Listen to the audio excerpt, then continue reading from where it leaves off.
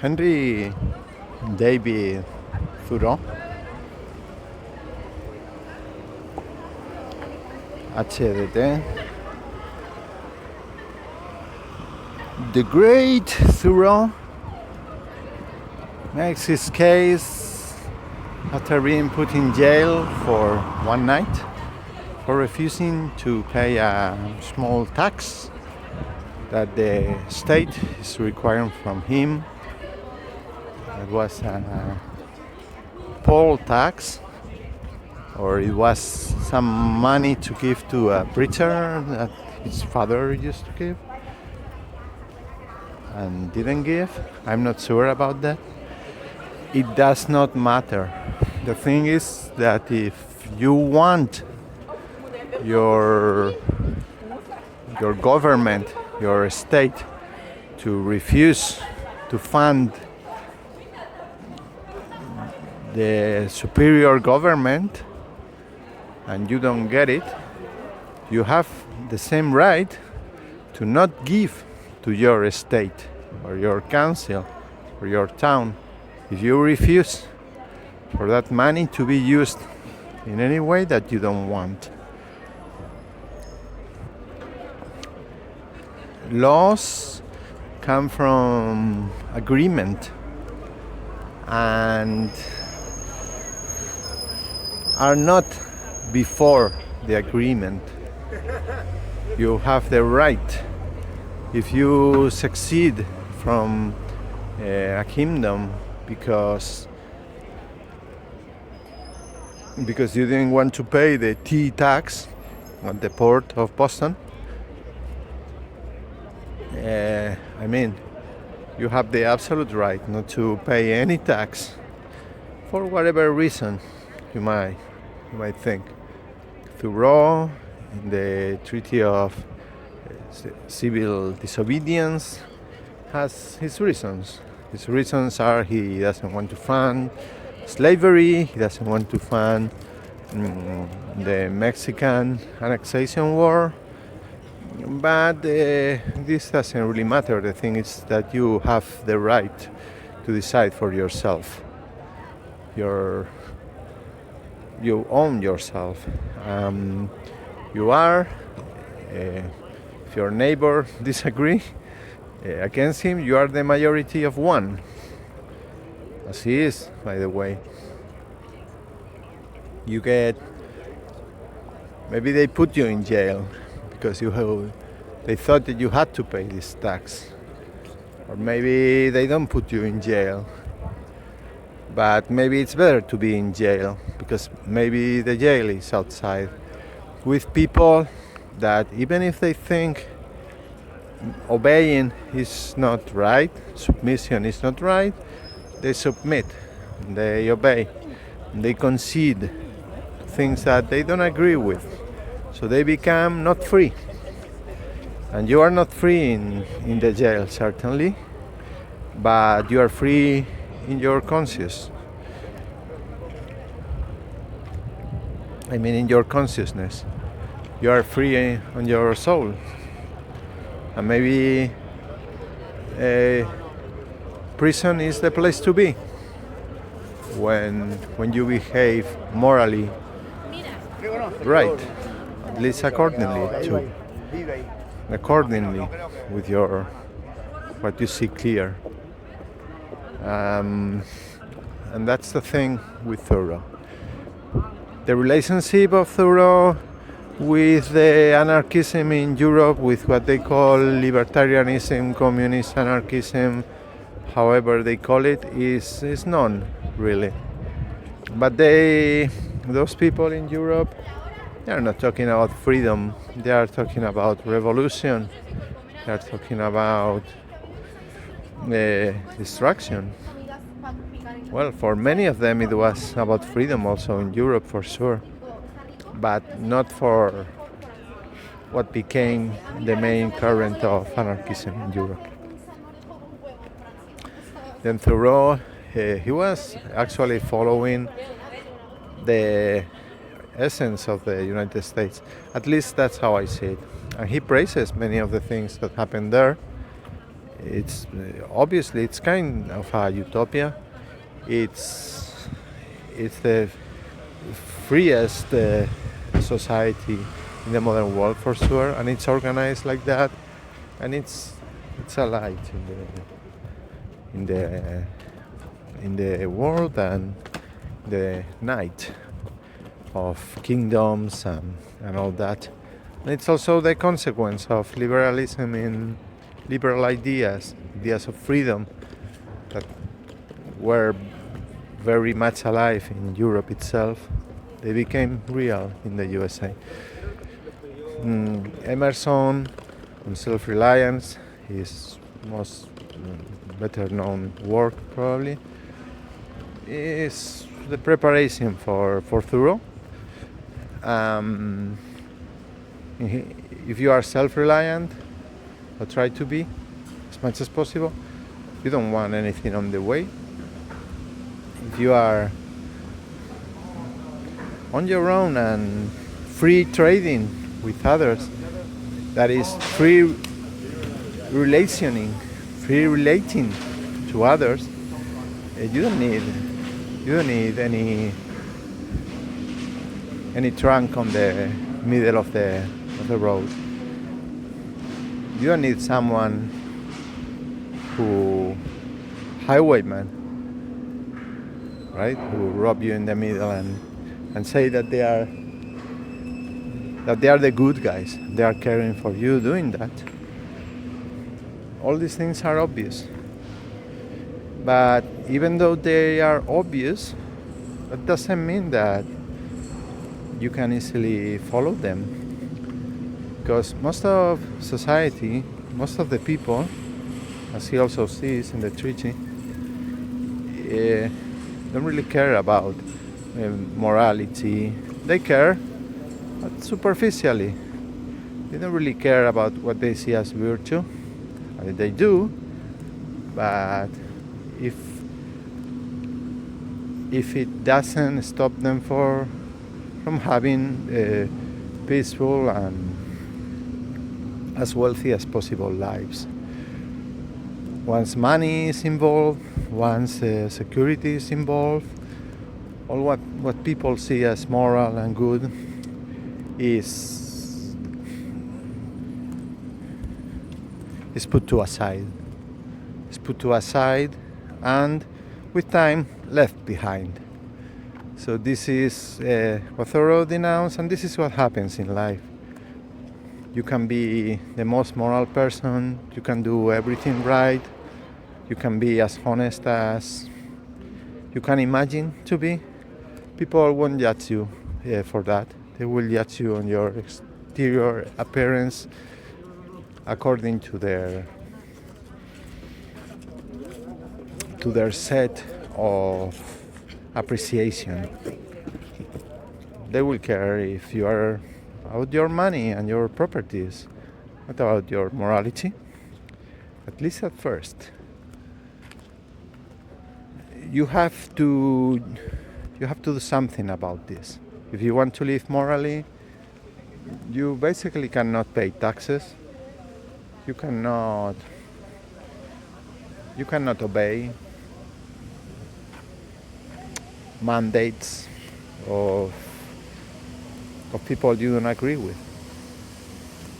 Because if you do that, you are assenting to it. You are saying, yes, it's okay. I don't like it, but I'll do it anyway. Okay, so you are becoming a slave. And by becoming a slave, you are favoring slavery. Are there options? Well, it's not easy. But are there any options between being free in your mind, being happy with yourself, being content with yourself, not? I mean, can you choose? Well, this is the problem.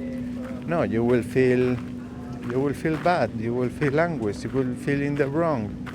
because you know you will be on the wrong by obeying something you haven't agreed with.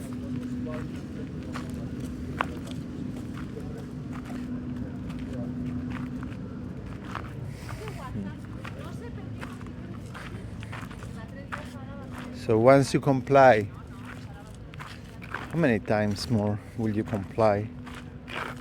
Well, this is the issue with anarchism. I mean, this is the issue with individual freedom.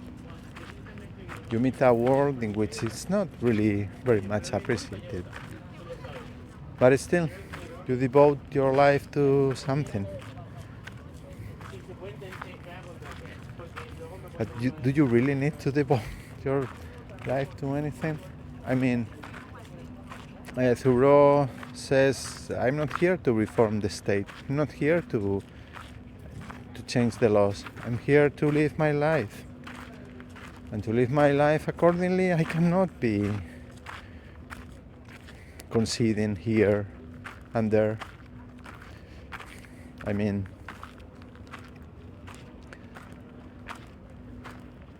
I'm not trying to split a hair, he says. I am just trying to do the right thing. So this is the difficulty with being free. This is the difficulty of the individual. When you don't really want to harm. I mean, you most of all don't want to harm anybody. Least of all, you want to harm yourself.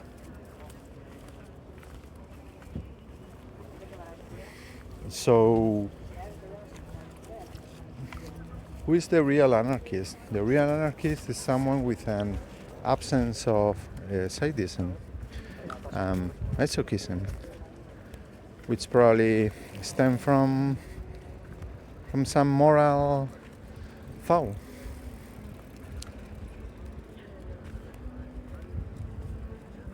How do you put up with compliance to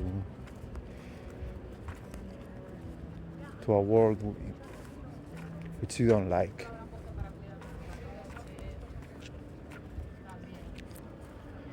So many stories.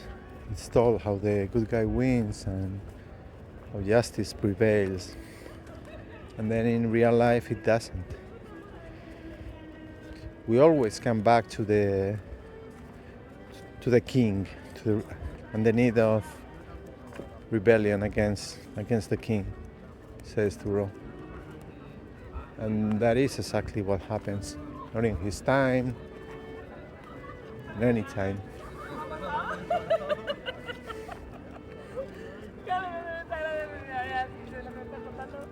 Because safety is more important than freedom in this world of ours.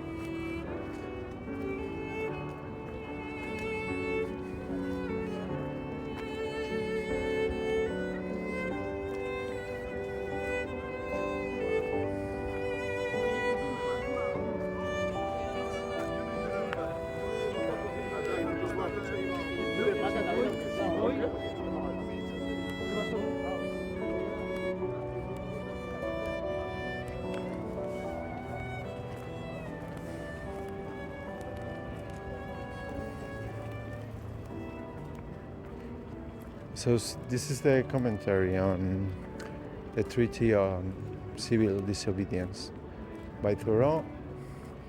And if anybody would like to discuss it, I'd be most glad to talk about it.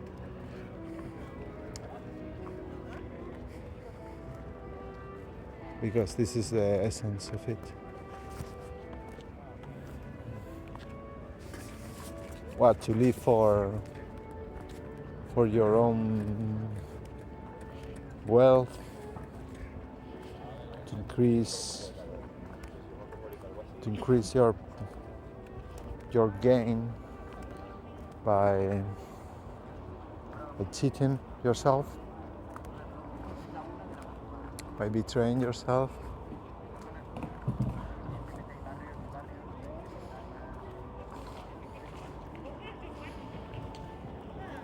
Where do you put the limit?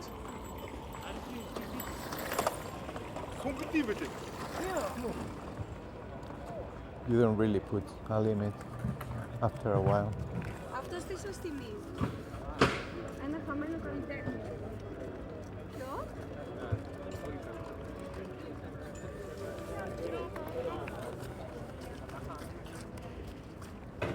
You just comply and comply and comply.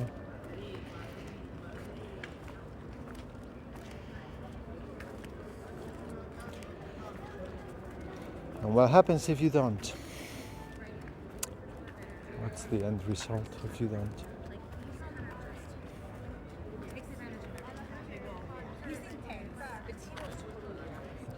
Is it the same life? Καλλιόπη, βγάλε και μια κραυγή.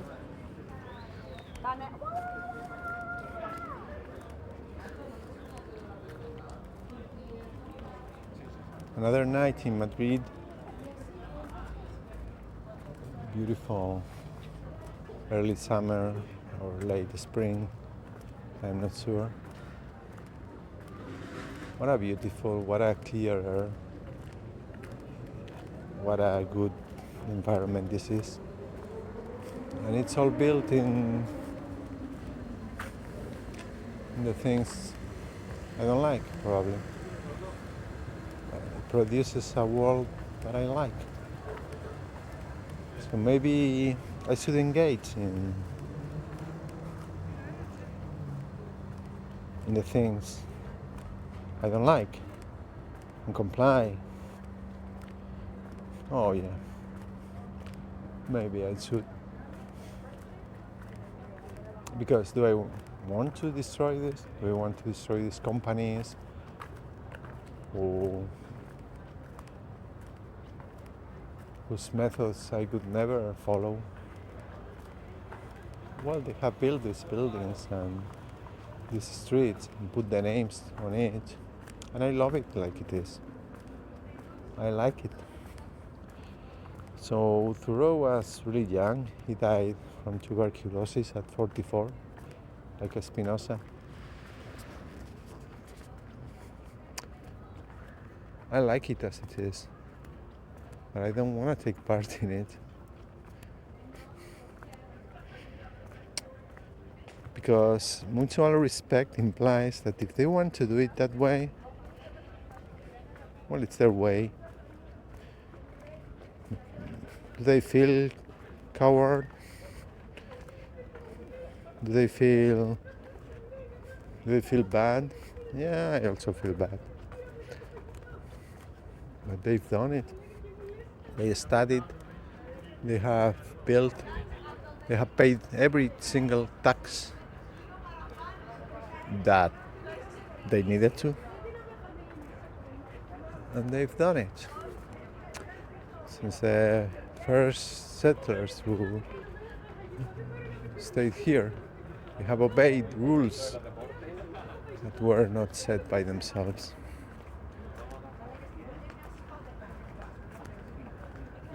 But then that's them.